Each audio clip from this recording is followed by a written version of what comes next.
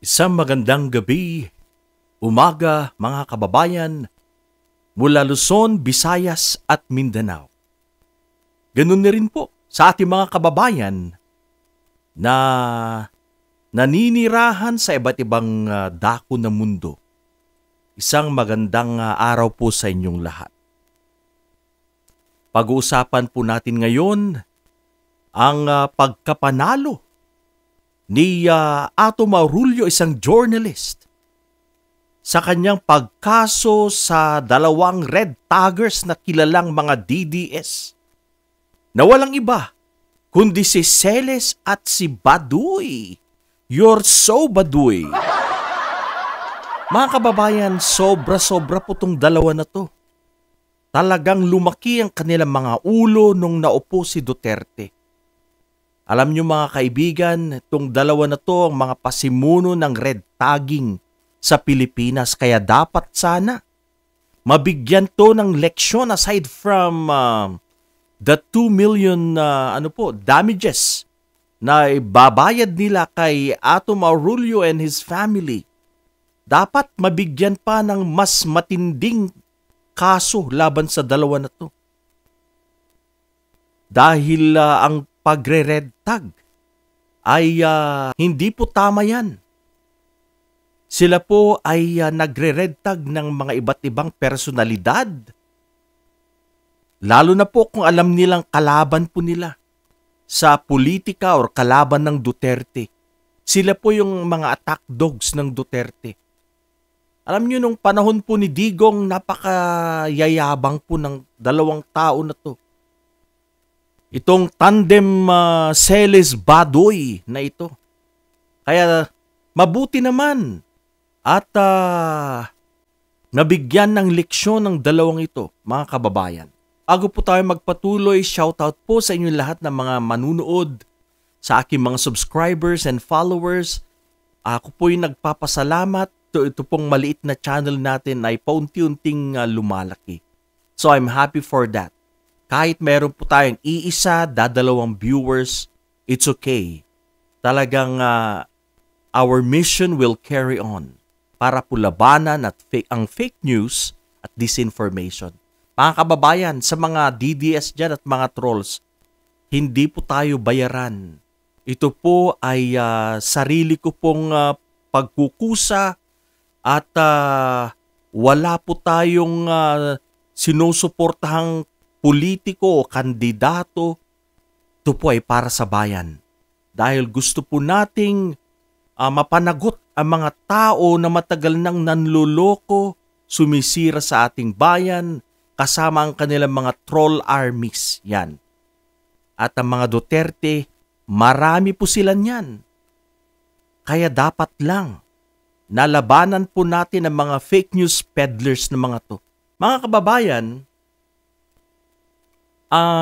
karma is real. Yan po masasabi ko. Hindi araw-araw pesta, lagi ko po itong sinasabi. At ang mga maliligayang araw ng mga Duterte and allies ay tapos na. Talagang totoo po yung sinasabi nilang weather lang. Yan. Tapos na po ang maliligayang araw ng mga Duterte. Isa-isa na po silang natitiklop. Isa-isa na po silang nakakasuhan. Yung iba nagtatagunan, tumatakbo na, kagaya ni Harry Roque. Pataob na po sila.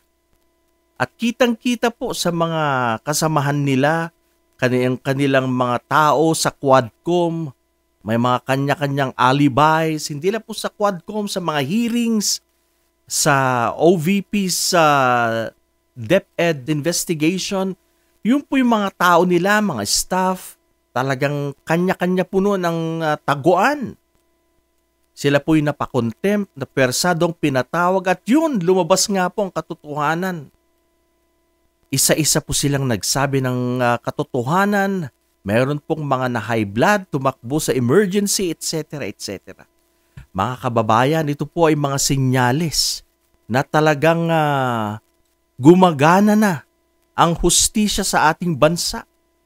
Little by little, at napapanagot na po ang mga taong gumawa ng kasalanan sa atin, sa sambayanang Pilipino.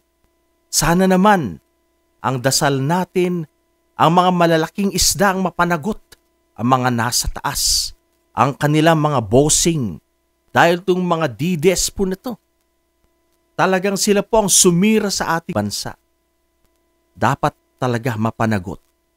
At ito nga po, panalo si Ato Maurulio sa kanyang kaso na inihain laban sa kina Celis at Baduy. Tayo po'y masaya dyan dahil nabigyan po ng leksyon, pero para po sa akin, kulang po itong kaso na ito. Dapat meron pa pong mas mabigat na ikaso sa dalawa na to, mga red taggers ng Pilipinas. Itong si Baduy at Celis.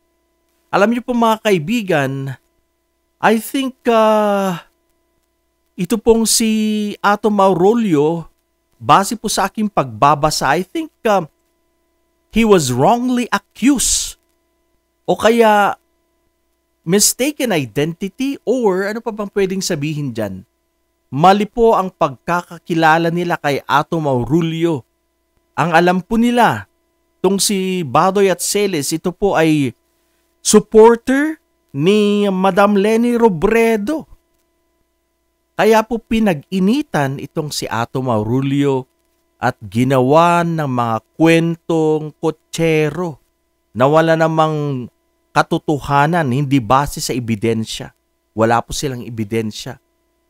So yan po ang nabasa natin na pinagsospetsahan na itong si Atom ay makaleni, pinklawan. Yan po. Kaya pinag-initan po siya. See? Mga kababayan, itong mga tao na to, napakadali po nilang man-red tag. Alam niyo mga kababayan, seryoso po yung mga ganitong akusasyon. Nasasabihin mong terorista, komunista, yung isang tao, NPA. Mga kababayan, bago ko po malimutan, nagsimula po sa mga aso ni Duterte, sila Celis, Baduy, yan pong salitang NPA, bangag, etc., etc. Dahil po sa kanilang pagre-red tag, nakikigaya po ang mga DDS, ang kanila pong mga alipores. Kaya kung titignan nyo po sa social media, pag mag-comment po yung kanilang mga alipores, nakikigaya. If you are saying something against Duterte, alam nyo po sasabihin nila, NPA ka, bangag ka. Yan po ang lagi po nating naririnig sa kanila. Kaya sila po, Baduy, Celis, ito po yung mga pinuno ng mga DDS. Sila po yung mga idol ng DDS. Kaya kung ano po ang sasabihin ng nila Baduy, Celis, yun din po ang pinagsasabi ng mga DDS. Mga followers ni Duterte na mga wala pong pag-iisip, hindi po nag-iisip. Mga panatiko. Mga Pilipino pong hindi nag-iisip, nakakahiya. So, dyan po nagsimula yung tawag ng mga DDS na NPA ka. Yan po yung mga comments po nila na lagi po nating nababasa. NPA ka, bangag ka, galing din po yan sa mga sa mga kanilang mga idolo, kagaya po nila Celis at Baduy, sila Harry Roque, sila Panelo, yan po yung mga magkakasama. Alam niyo po itong mga DDS, itong mga alaga ni Digong, mga masasamang magsalita. Gaya po ni tumatakbong senador na Philip Salvador. Nung pong sinabi niyang mamatay ka na o mamatay na kayo. At ang sinasabihan niya po ay yung pong mga taong giving their criticisms, or of course, normal lang po sa sa politika ang magbigay po ng puna or criticisms. Kung hindi po tama ang ginagawa ng isang tao, of course, we criticize. At itong si Philip Salvador po na ito na ipe, tumatakbo ngayong senador, yan po ang sinabi niya, sana'y mamatay na kayo. Napakasamang tao po ito. He doesn't deserve a seat in the Senate. mga kababayan. So mga kababayan, ako po'y masaya sa pagkakapanalo ni Ato Marulio. Ako po ay masaya, at least paunti-unti pong naibabalik ang hustisya sa Pilipinas. At least merong katiting dahil hindi pa po totally restored ang hustisya sa Pilipinas. Bumabalik po, yan po ang ating nakikita. Dahil nung panahon po ng Pangulong Digong, naku, nawala po ang hustisya. Ang hustisya ay para lang po sa kanilang mga kaalyado.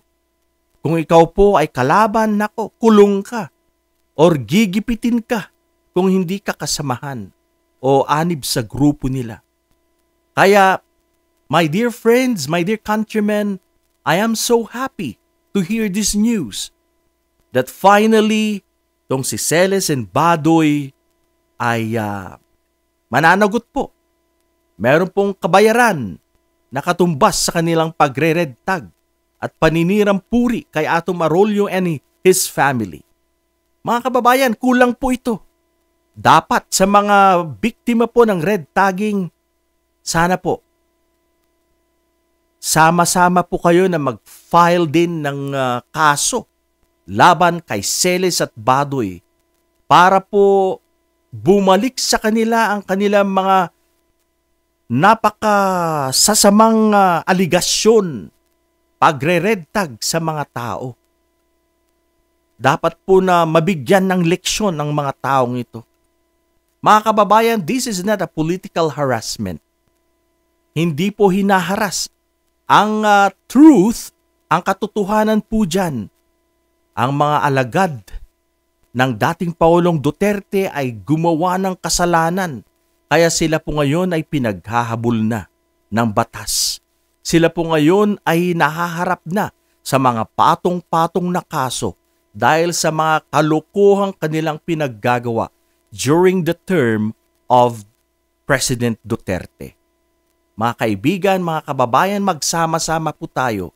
Labanan po ang grupong ito dahil sila po ang sumira sa ating bayan. This is all for now, my dear friends. Mga kababayan ko, marami pong salamat sa inyong panunood. Mag-iingat po tayo lagi. Isang magandang gabi, magandang umaga sa lahat.